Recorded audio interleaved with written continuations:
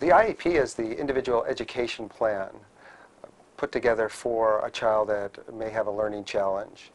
And it's an important document. It helps the general ed teacher and the special ed teacher develop a management plan for that child and to actually provide services, whether it's in the general ed classroom or another setting. Preferably, it's the general ed classroom with accommodations. And I think it works best when you have a collaborative aspect to this meeting where the parents and the teachers are talking together to make sure that the child profits from the instruction in whatever setting that might be in.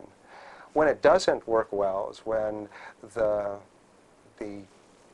people concentrate in the meeting on scores and esoteric language that the parent and the child really have difficulty understanding, and therefore little gets done, and it's a very threatening professional environment for the parent and the child.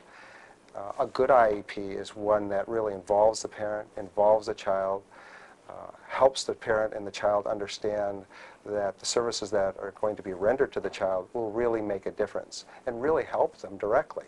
We'd like to begin by introducing ourselves. My name is Deborah de la Torre, and I'm the principal at Macy Intermediate. And we'd like to begin by going around the room. If you could please introduce yourself. So I'm Ellen Dio, Doug's mom. I'm Lou Lawrence. I'm the RSP teacher. Belen Viramontes, a school psychologist. I'm Leslie Ziff, and I'm the collaborative teacher.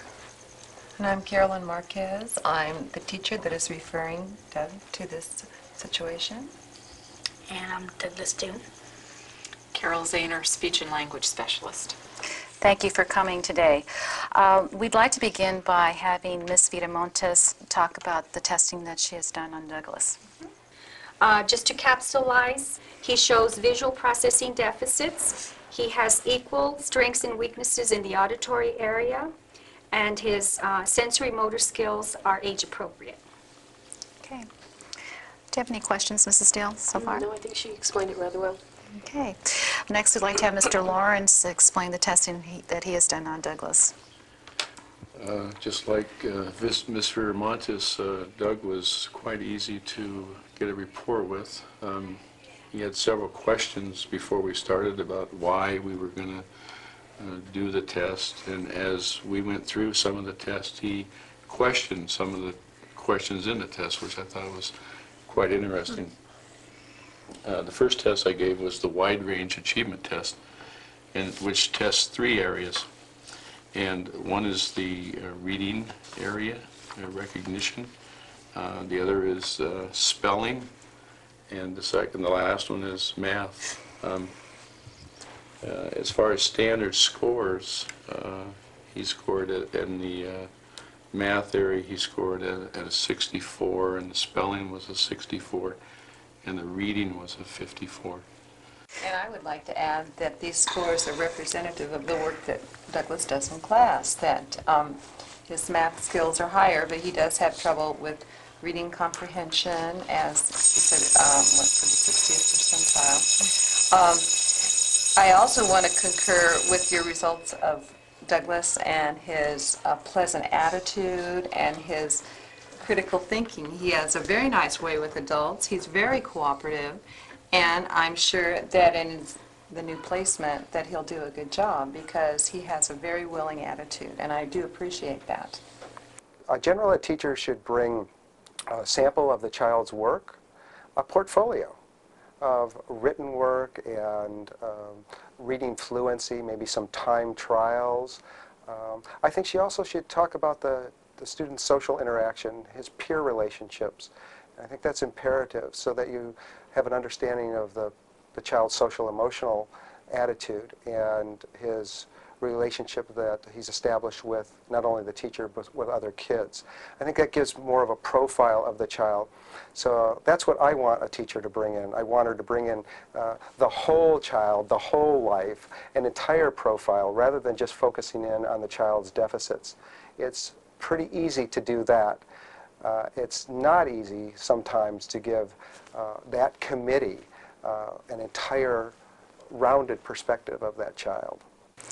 Last time we met in student study team, Ms. Marcus had concern about Douglas with regards to maybe some speech services. And so we asked our speech and language therapist, Ms. Zahner, to test him, and so she'll be sharing the results with us right now. I know the area was in speech and how he pronounces some of the sounds, but I also need to look at his language and his language development. And language development, as Ms. Viramonte said, he loves to talk and he does very well in all areas. Good talk. Yes, you talk your He is. Grammar and pragmatics, his social use of language, his vocabulary. We performed a screening that we have with most children his age, and out of 36 questions, he had 33. He does very well. His auditory memory is good. His hearing, he's passed, and there's been no history of ear infections.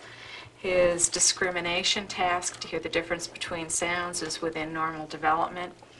But when I gave a test to Doug to how he pronounces certain words, he has difficulties with R, SH, and CH, and the final R, which is a sound. This is not typical. Usually children by his age, at least by the age of 8, have all these sounds in their repertoire, and he doesn't. Therefore, because he has more than one sound and he is older than 8, he qualifies for speech and language services. And these areas need to be addressed. It's not due to any lack of hearing or discrimination ability or language, but it's just a developmental sound. And Doug happened to mention that kids tend to tease him sometimes, and he's noticed it, and he would like to do something about fix his it. speech. Yeah.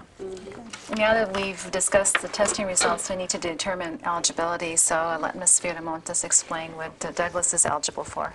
Based on the test results, he does qualify as a learning disabled student. He shows that he has ability in the average to high average range. He shows that he has visual processing deficits and auditory processing deficits. He also shows a discrepancy or a difference between his ability and his academics, according to Mr. Lawrence's testing. So he qualifies in the areas of reading, reading comprehension, and mathematics. He also qualifies for designated instructional service in speech and language due to articulation errors.